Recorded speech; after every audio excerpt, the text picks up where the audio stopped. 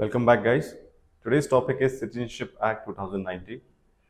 So again, now the government has brought in and they started looking into this act, and then they said that it would be implemented soon. This case was taken up to the Supreme Court, and Supreme Court didn't give any stay, and there's clearance from the Supreme Court too. But what's happening right now? The problem is there's a misconception that it is targeting Muslims, Indian Muslims, or the people who are coming from other countries. It does not include Muslims. So government has given clarification about it. So we'll look into it. What is this act, and does it actually harm or it targets a single community? Let's see. So the first one.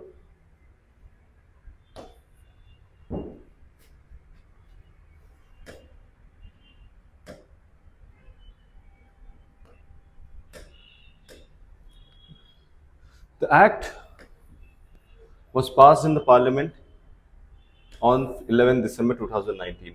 What does it do? Provides a pathway to Indian citizenship for persecuted religious minorities, and only from three countries, Afghanistan, Bangladesh, and Pakistan, who arrived in India by 2014. So it provides citizenship to the religious minorities. So we'll see which all religious minorities is talking about, but only from these three countries, Afghanistan, Bangladesh, and Pakistan. The eligible minorities, as stated, are Hindus who are living in those three countries: Hindus, Sikhs, Buddhist, Jain, Parsis, and Christians.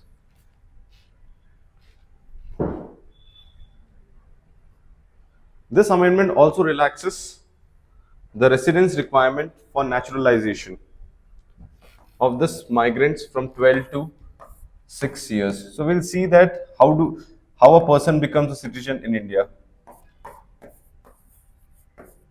There are 5 ways.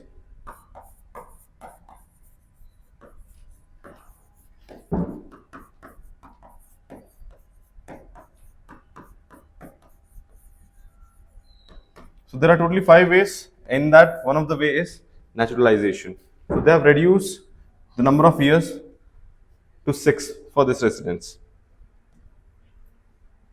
Then why was it news recently? Anti-CAA activist Akhil Gogoi was released from the jail. The law seeks to make foreign illegal migrants of certain religious communities coming from Afghan, Bangladesh, Pakistan. Already we have seen this. What are the criterias? A person must have resided in India or been in central government services for at least 12 months and at least 11 years of the preceding 14 years. For certain illegal migrants, the number of years of residency has been relaxed from 11 years to 5 years. What are the exceptions? The tribal area of Assam, Meghalaya, Mizoram, and Tripura. Second, Karbi Anglong, Garo, Khasi, and all the tribal areas. So these are the exceptions under this law, that this will not affect this area at all. Will not affect them.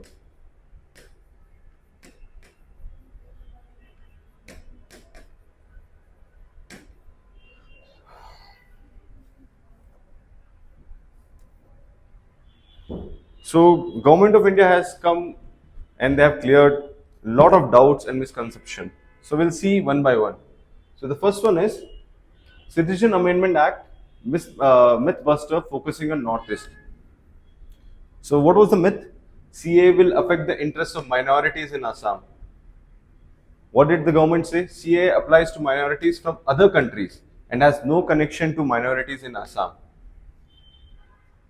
Second myth was CAA will enable over 1.5 lakh undocumented Hindu Bangladeshis residing in Assam to get Indian citizenship. So what did the government say? No foreigner will get citizenship automatically by this act. A prescribed authority will scrutinize each application submitted for citizenship, and only those persons complying with the criteria specified in the Act will be granted. Then what is the next one? Does the CAA affect any Indian citizen? Government said no. So it does not affect anyone, be it from any religion. So government has made it very clear. It's absolutely nothing to do with any Indian citizen. The Indian citizen enjoys fundamental right conferred on them by the Constitution of India. No statute, including the CAA, can abridge or take away. The next, why shouldn't Baluch, Ahmadiyas in Pakistan, Rohingyas in Myanmar not to be considered for this kindness? So even this people from Baluchis, Ahmadiyas and Rohingyas, they are also persecuted in their countries.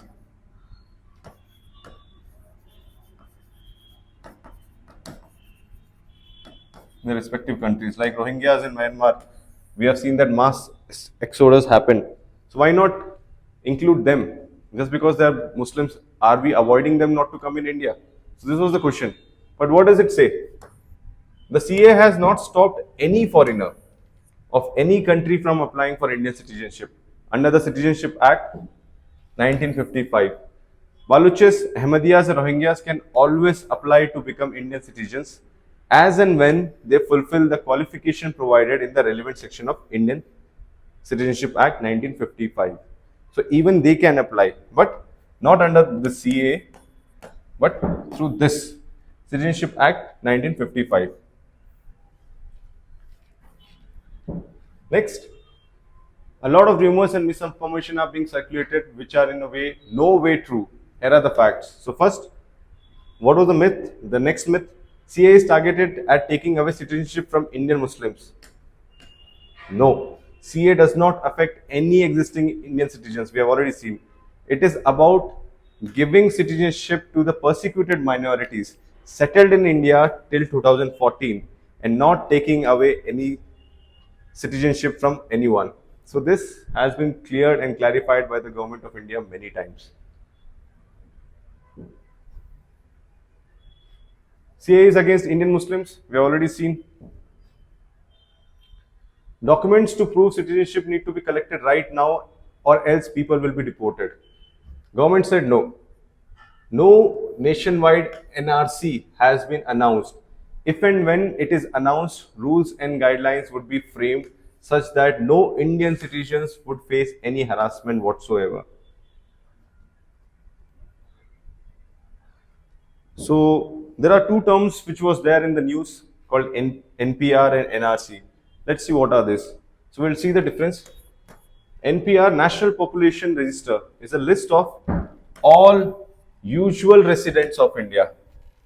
That is a person who has resided in a local area for the past 6 months or more, or a person who intends to reside in that area for next 6 months or more.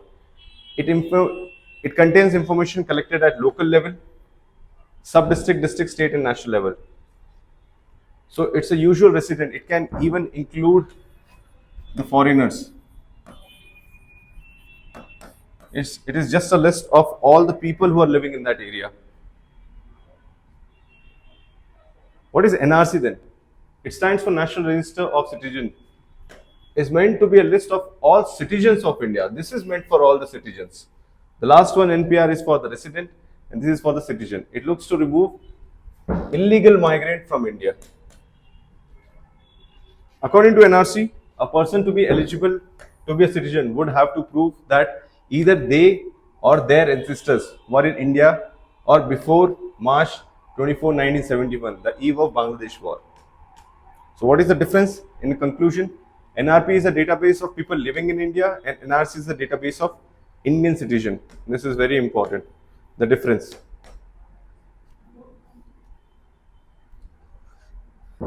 In this act, the Citizenship Act 1955, there are ways how a person can become Indian citizen.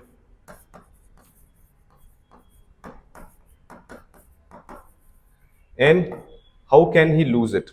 So let's see how can he become. By birth, there are some criteria. by descent, by registration, by naturalization or incorporation of a territory.